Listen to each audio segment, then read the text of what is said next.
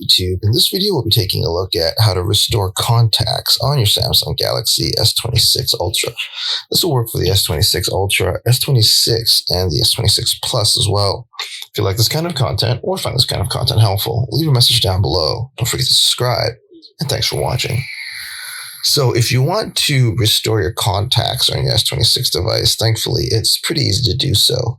The first thing that you want to do is actually jump into your settings.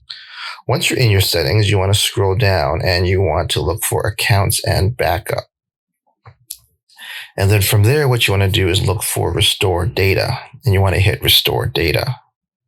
From there, what you want to do is hit the checkbox for all items, and then you just want to select contacts there, and then you'll be able to restore your contacts from a previous backup. And there you have it, everyone. Just a quick tip on how to restore contacts on the Samsung Galaxy S26 series of phones. If you like this kind of content or find this kind of content helpful, leave a message down below. Don't forget to subscribe.